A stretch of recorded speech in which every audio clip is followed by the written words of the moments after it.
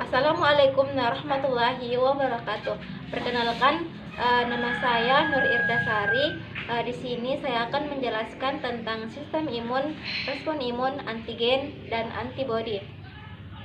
Nah, sebelum saya menjelaskan materi, saya akan terlebih dahulu memperlihatkan tugas saya. Ini adalah sejarah imunologi.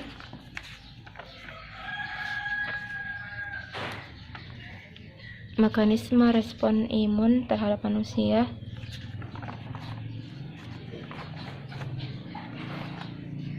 Pengertian antibodi dan macam-macamnya.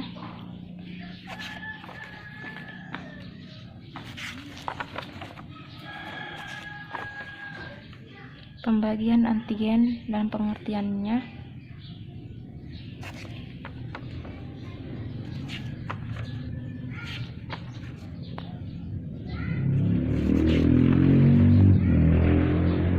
Nah, untuk materi pertama yang akan saya jelaskan yaitu pengertian dari sistem imun.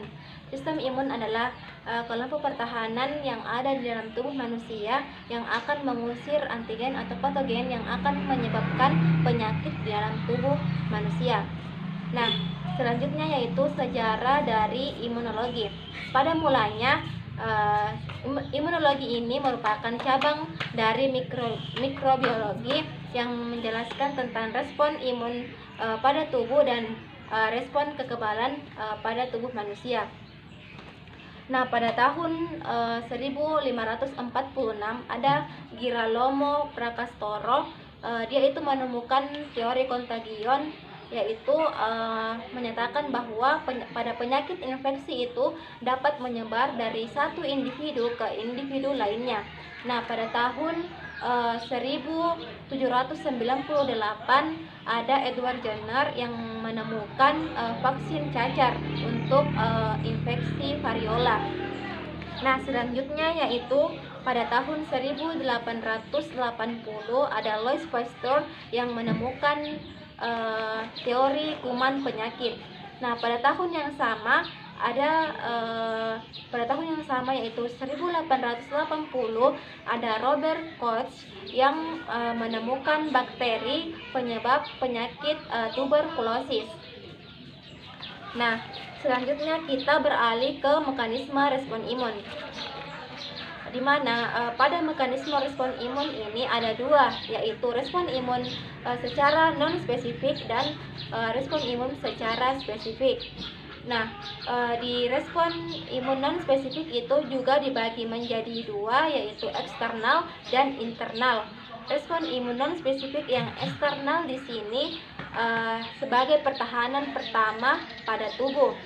Contohnya yaitu air mata, air ludah, dan air air susu ibu. Nah, selanjutnya yaitu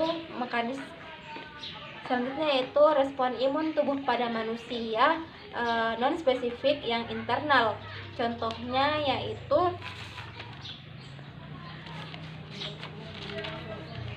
protein antimikroba, inflamasi, dan sel natural killer, di mana pada pertahanan tubuh non spesifik internal itu disebut sebagai pertahanan tubuh yang kedua. Nah, kita beralih ke pertahanan respon imun spesifik. Nah, respon imun spesifik ini sudah mengenal patogen, di mana jika dia sudah mengenal patogen, dia akan menghancurkan patogen itu. Berbeda dengan yang non spesifik yang belum mengenal patogen, sehingga dia langsung menyerang saja, tidak mengenalnya. Nah, di respon imun spesifik itu terbagi juga menjadi dua, yaitu imunitas humoral dan imunitas seluler.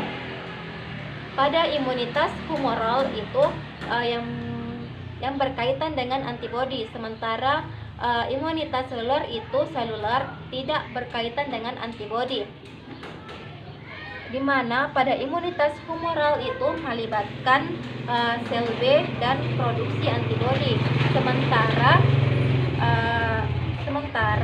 imunitas seluler itu melibatkan sel T, di mana sel B itu sel B itu atau limfosit B itu ada 3 macam, yaitu sel B pembelah yang akan membentuk sel B dan sel memori, di mana sel B itu atau sel B plasma yang akan membentuk antibodi itu sendiri. Nah, yang terakhir yaitu sel B memori yang akan mengingat antigen. Nah, selanjutnya kita akan membahas tentang sel T yang berperan terhadap imunitas seluler, di mana tugas dari sel T di sini yaitu untuk menghancurkan sel tubuh yang telah terinfeksi oleh antigen. Baik, selanjutnya kita akan membahas tentang antibodi. Antibodi adalah senjata utama respon humoral yang akan menyerang suatu antigen secara langsung. Nah, ada 5 macam dari antibodi itu sendiri. Yang pertama yaitu imunoglobulin A yang akan berperang terhadap terbentuk pertama kali saat ada infeksi. Kemudian yang kedua itu imunoglobulin A, yaitu antibodi yang efektif terhadap netralisasi yang terdapat pada cairan sel tubuh, contohnya air mata, air ludah, dan keringat.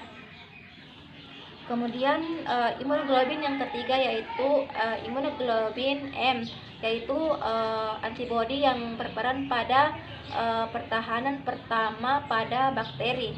Kemudian yang keempat yaitu imunoglobulin E, di mana dia itu yang akan menstimulasi sel mas untuk produksi kimiawi yang akan merangsang reaksi bersin dan batuk. Nah, yang terakhir yaitu imunoglobulin D, di mana imunoglobulin D ini terdapat pada limfosit B yang belum matang, di mana peran dari imunoglobulin D ini sendiri berperan dalam inflamasi. Nah, selanjutnya yaitu kita akan membahas tentang antigen. Antigen adalah protein asing yang masuk ke dalam plasma darah yang akan membangkitkan respon imun humoral maupun respon imun seluler. Nah, ada beberapa macam dari antigen itu sendiri berdasarkan pengelompokannya. Yang pertama yaitu berdasarkan sumbernya ada 3, yaitu autologous antigen, homologous antigen, dan heterologous antigen. Nah, menurut ketergantungan terhadap limfosit T, antigen itu ada 2, yaitu T dependen dan T independen, di mana T dependen yaitu antigen yang membutuhkan pengenalan sel T dengan sel B untuk memberikan antibodi. Sedangkan T independen yaitu antigen yang tidak membutuhkan pengenalan sel T untuk memberikan antibodi. Nah, untuk pengelompokan antibodi yang terakhir yaitu berdasarkan bahannya, yaitu ada 4, yaitu karbohidrat, asam nukleat, lipid, dan protein. Nah, itu saja yang dapat saya sampaikan pada video kali ini. Wassalamualaikum warahmatullahi wabarakatuh.